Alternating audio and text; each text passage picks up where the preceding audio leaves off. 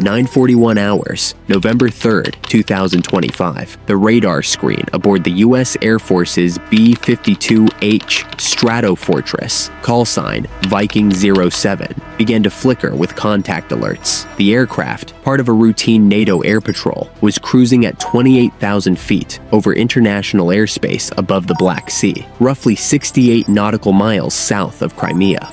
But what started as a standard mission of strategic presence quickly evolved into one of the most tense air encounters of the year. At 9:44 hours, NATO's Airborne Early Warning and Control System, AWACS aircraft, orbiting near Romania, transmitted a priority alert. Multiple fast movers, origin Russian airbase Belbek, tracking east-south trajectory, vectoring toward Viking 07. Two Russian Su-35S flanker E-interceptors had scrambled, their transponders off, descending from 35,000 feet and accelerating beyond Mach 1.5. Their radar signatures appeared just long enough for NATO command to confirm the identification before disappearing again. Inside the B-52 cockpit, Lieutenant Colonel Marcus Hayes, the mission commander, switched to secure frequency. A WACS, confirm intercept. We are continuing on flight path, Bravo 3. No deviation, NATO protocol was clear. As long as the B-52 remained in international airspace, there was no legal violation.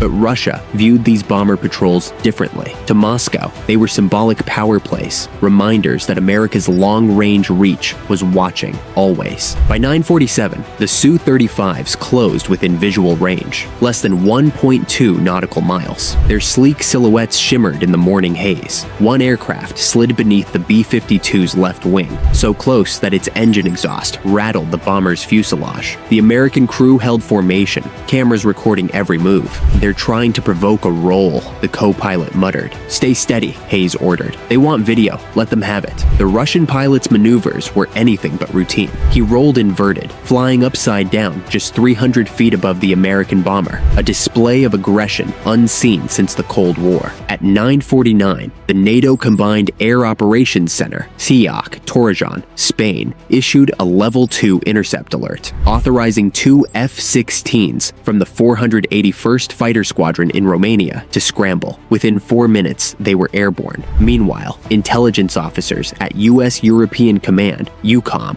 began cross-referencing radar pings from the USS Roosevelt, a U.S. destroyer stationed in the Black Sea. The destroyer's SPY-1D radar confirmed multiple low-altitude Russian fighters operating without flight plans, an apparent coordinated show of force. At 9:52, one of the Su-35s released flares, not as a signal, but as an intimidation move. The B-52 crew watched as streaks of bright magnesium burned against the deep blue sky, reflecting off the sea below. Seconds later, the Russian aircraft repositioned to the bomber's front arc directly in its flight path and executed a dangerous close pass, cutting across the B-52's nose at less than 100 feet separation. The turbulence hit like a wave. "We got wake turbulence," Hayes shouted. "Stabilizers compensating. Hold trim." For 6 seconds, the bomber dropped 800 feet, alarms blaring across the cockpit. Then, just as suddenly as it began,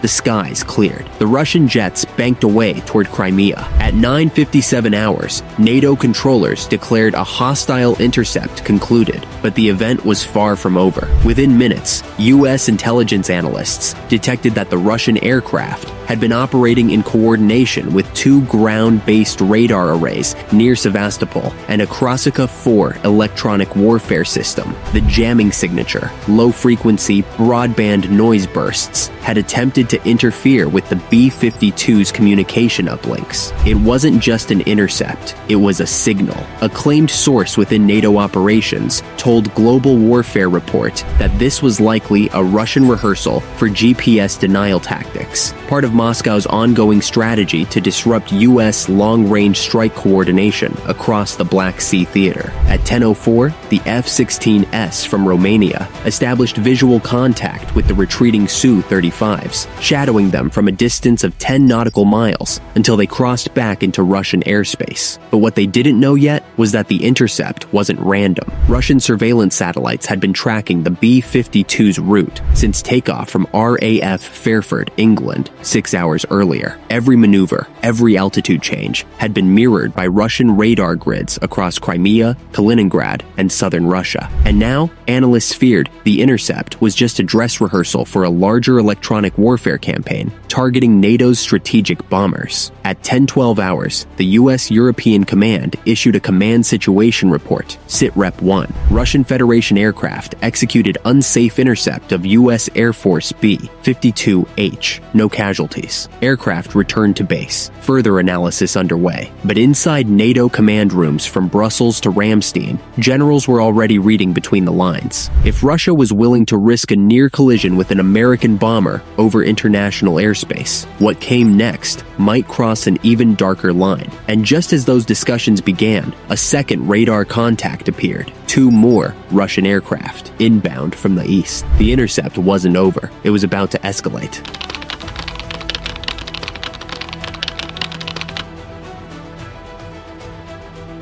10-25 hours, a dangerous game. The Su-35s spread into a wide formation, extending across nearly 15 nautical miles. Their purpose wasn't to shoot, it was to box in the American bomber and measure NATO's reaction time. Each Russian pilot's radio frequency was jammed with encrypted chatter. Signals analysts later said matched exercises conducted by Russia's 4th Air Army during electronic warfare drills in 2024. Then, something unexpected happened. The A-50U mainstay began active radar scanning at full power, sweeping the Black Sea with its massive rotating dish. This was no longer a shadow mission. The Russians were painting every NATO aircraft within a 400-kilometer radius, a deliberate act meant to gather electronic signatures of U.S. and Allied radar systems. The B-52, now escorted by 4 F-16s, adjusted altitude to 31,000 feet, moving southwest toward the safety of Romanian airspace. But at 10:29 hours, the Russian Su-35s accelerated again,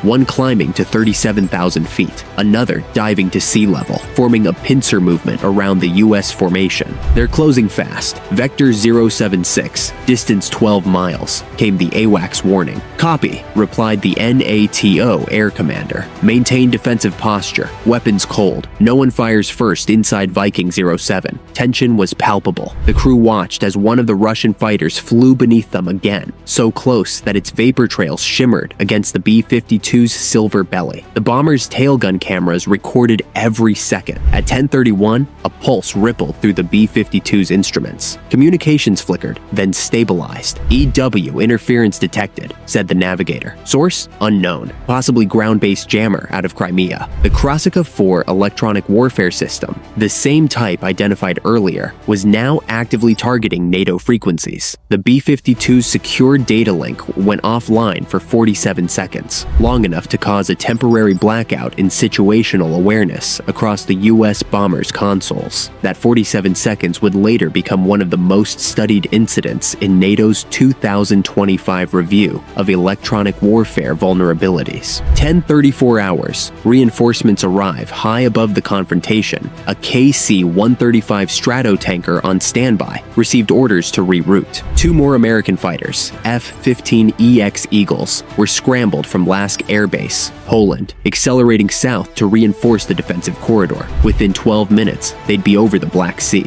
Meanwhile, NATO surveillance satellites tracked a Russian Il-20M reconnaissance aircraft taking off from Mozdok Air Base, likely tasked with recording radar signatures of NATO assets. The sky was now crowded, over 15 military aircraft from 5 nations, all operating in proximity, separated only by invisible boundaries and mutual restraint. At 10:37, the AWACS relayed a secure message. All units, Command Alpha reports elevated readiness. U.S. European Command has initiated DEFCON 3 watch posture for Black Sea region. It wasn't full alert, but it was close. The last time NATO entered DEFCON 3 readiness in Europe was during a Russian bomber patrol near Norway in 2018. 10:40 hours, crossing the line. Then came the spark. One of the Russian Su-35s, tail number 57 red, identified later by satellite imagery, locked its radar onto one of the NATO F-16 for a full 6 seconds. It was enough to trigger every warning light in the American cockpit.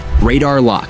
Bandit at my 2 o'clock. Distance 8 miles. Brake right. Brake right. Flare now. The F-16 pilot executed a defensive role, deploying flares. The Russian fighter peeled away, but maintained pursuit distance, circling the formation like a shark. For 6 seconds, the world held its breath. This single act, sources later claimed, was part of a deliberate Russian tactic to simulate engagement and test NATO's rules of engagement threshold. They wanted to see how far they could go before drawing fire. Back at the Roosevelt, the Aegis radar operators switched to target illumination standby. The destroyer could have launched SM-6 interceptors within seconds if ordered, but that order never came. Instead, U.S. Naval Command maintained fire discipline, knowing one missile launch could ignite an international crisis. At 10:46 hours, NATO officially declared the situation critical unstable. All aircraft were ordered to disengage and hold distance until command re-established control. 10:50 hours, the turning point. The Russian fighters regrouped on the eastern edge of the Black Sea. The A-50U began turning north, signaling the end of its mission window. For a moment, it appeared the crisis was cooling. Then, another message flashed through NATO's encrypted network. Unidentified radar emissions, origin unknown, bearing 045. It wasn't Russian this time. It was Turkish radar, tracking the same area from its northern outposts. Ankara had activated its early warning network,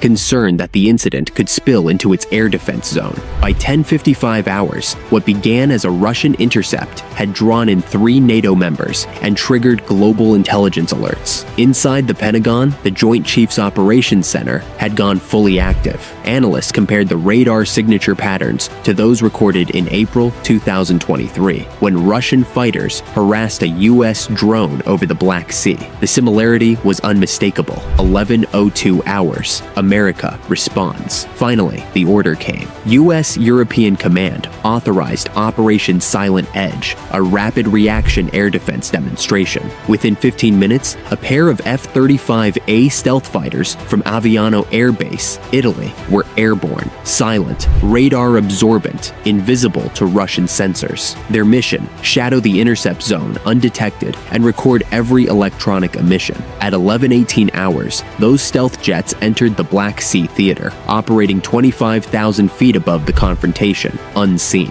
They locked passive sensors on the Su-35s and captured gigabytes of data on Russian radar frequencies. Data that, according to claimed defense sources, is now part of NATO's most classified electronic warfare library. Meanwhile, the B-52 reached safe airspace over Romania, escorted by F-15. Mission complete. But the psychological victory belonged elsewhere. The Russians had shown they were willing to provoke. The Americans had shown they were ready to endure. 11:37 hours. Silence after the storm. By the time the Su-35s returned to Belbek Air Base, the Black Sea was eerily quiet again. The A-50U landed in southern Russia at 11:48 hours. NATO aircraft gradually cleared the zone by noon. Not a single missile had been fired, yet the entire region had trembled on the edge of catastrophe. Later that day, Moscow's defense ministry released a short statement. Russian aircraft escorted a foreign bomber approaching national airspace. No violations occurred. The Pentagon's response was equally measured. U.S. Air Force aircraft conducted lawful operations over international waters. The interaction was unsafe and unprofessional. Behind closed doors, however, NATO intelligence assessments painted a starker picture. The intercept was not spontaneous. It was a coordinated test of NATO reaction protocols, possibly linked to Russia's hypersonic missile drills in the Arctic a week earlier. The intent: to stretch Western command bandwidth across multiple theaters simultaneously. At 1800 hours, a secure cable circulated among Allied commands. Prepare for expanded Russian aerial activity over Black Sea. Next 72 hours. Monitor EW frequencies. Maintain response posture. The skies were calm again, but beneath the calm, every radar was listening. The world never heard about Operation Silent Edge, not officially, but for the men and women in those cockpits, it was another day on the edge of global tension.